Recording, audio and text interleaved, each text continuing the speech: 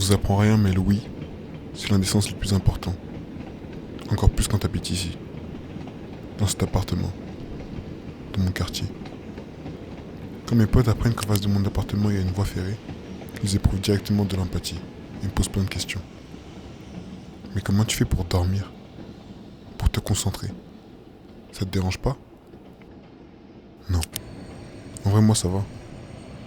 Je me plains pas. Je suis habitué à ce son, à ce bruit. Je dirais même qu'il m'a inspiré.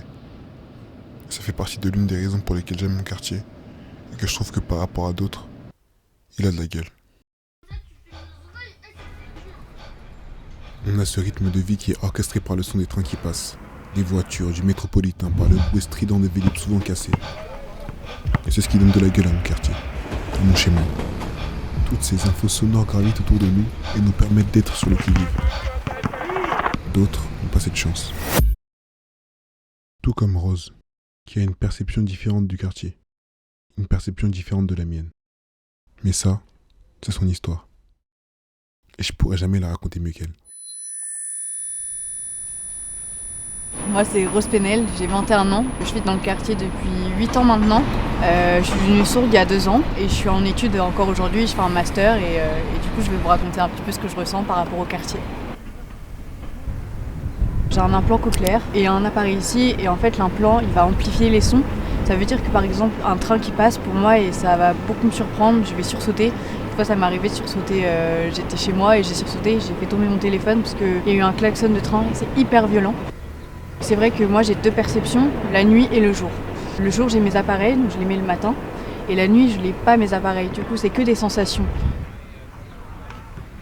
Il faut savoir que moi je traîne que avec des personnes entendantes, alors c'est pas par choix, c'est parce que je me suis fait des fréquentations comme ça.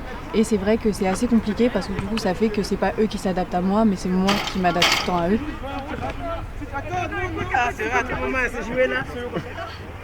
C'est un peu relou parce que ça fatigue énormément. Des fois, je rigole toute seule alors qu'en fait, j'ai pas du tout compris la blague. Du coup, c'est l'effet de groupe, mais j'ai rien compris du tout. Beaucoup de fois où je me suis sentie à l'écart, du coup, je peux pas participer, faire une vanne. C'est vrai que c'est assez chiant et c'est un problème qui concerne vraiment tous les malentendants et même les personnes sourdes qui sont dans le même cas que moi. Je considère vraiment pas Rose comme une pote, mais comme une sœur qui a été séparée de moi à la naissance. C'est peut-être pas un hasard si ce quartier a permis de nous réunir. Elle et moi, au final, on a une perception bien différente du quartier. Pourtant, on s'entend bien. On vibre au même rythme, sur la même fréquence.